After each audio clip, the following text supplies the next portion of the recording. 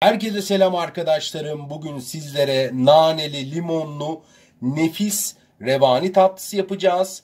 Bakın üstü harika bir şekilde kızardı ve çok güzel bir şekilde kabarmalara doymayan bir revani tatlımız oldu.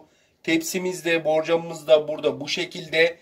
İster beş çayının yanına, ister bayramlarda misafirlerinize ailecek yiyebileceğiniz yapımı çok kolay, pratik bir tatlı. Mutlaka yukarıdan bizi takip alıp videoyu beğenmeyi, nokta dahi olsa yorum yazmayı lütfen unutmayın. Başlıyoruz. Revani tatlımızın tam ölçüsünde, tam kıvamında şerbetini hazırlayacağız. 4 su bardağı toz şekerimi önce ilave ediyorum.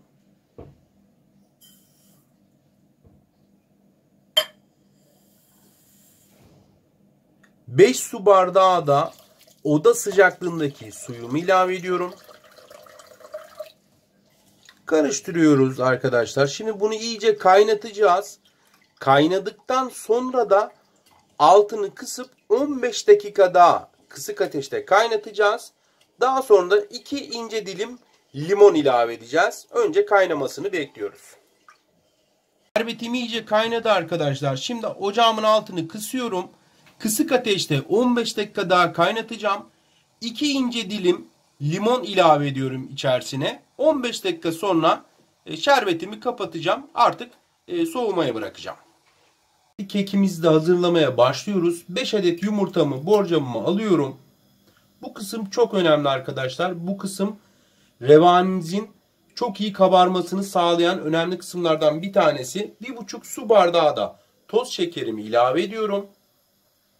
1 adet de vanilyamı ilave ediyorum.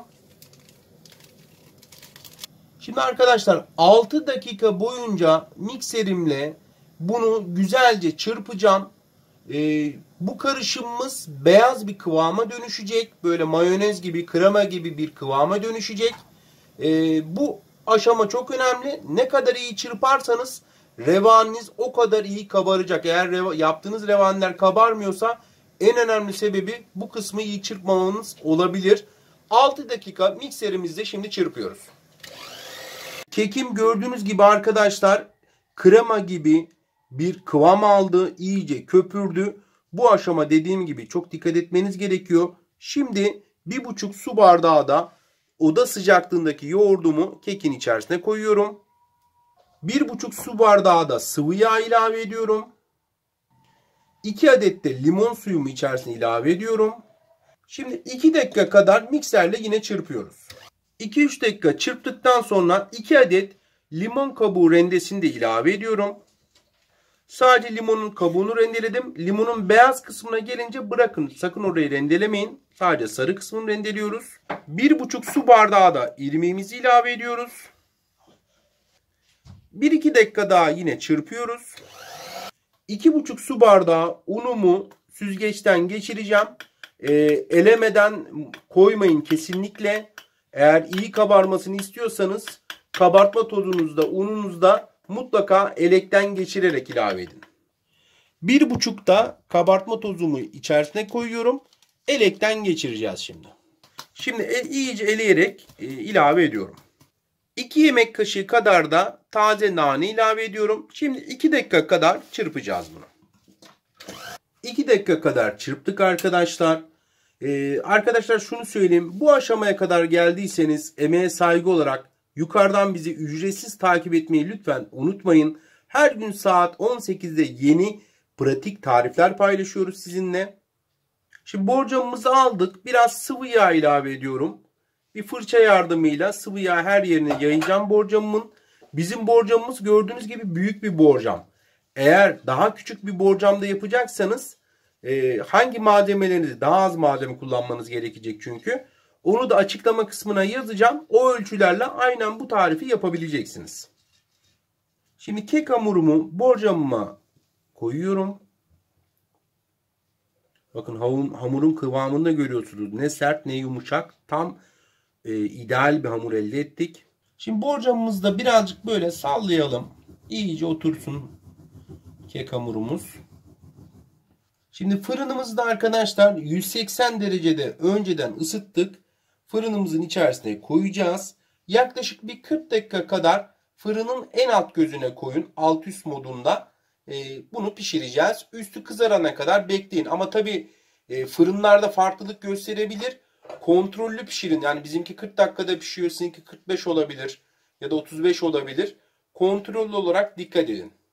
Evet, fırınımın en alt bölümüne koyuyorum dediğim gibi. En alt bölüme koyun siz de.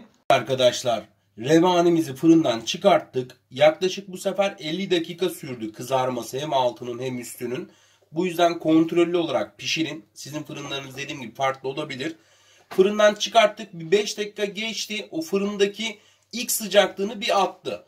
Şerbetimiz de iyice soğudu. Şimdi şerbetimizi revanimizin üzerine dökeceğiz. Bir kepçe yardımıyla önce yavaş yavaş dökeceğiz. Bir anda dökmeyeceğiz. Böyle yaya. Bu şerbeti zaten revani tamamıyla çekecek. Döküyoruz arkadaşlar. Döktükten sonra da bir 2 ya da 3 saat kadar dinlendireceğiz bunu. İyice oturmasını bekleyeceğiz.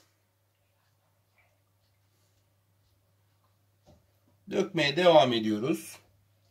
Böyle bir kepçe yardımıyla yavaş yavaş dökün. Evet, koyduğumuz şerbeti çektikten sonra bir dakika kadar bekledik. Kalanı da şimdi ilave ediyoruz. Bakın çok çabuk çekiyor şerbetini. Bu tam ölçülü bir tariftir. Denenmiş bir tariftir. Bizim ölçülerimize uyarsanız mükemmel olacak.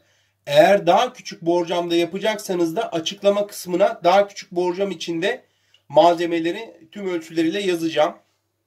Bütün şerbeti koydum arkadaşlar. Gördüğünüz gibi hemen hemen bayağı kısmını çekti. Şimdi birazdan bir dakika içinde bu kalan kısmı da çekecek. 3 saat kadar dinlendireceğiz. Arkadaşlar, revanimiz soğudu. Şimdi dilimleyeceğiz.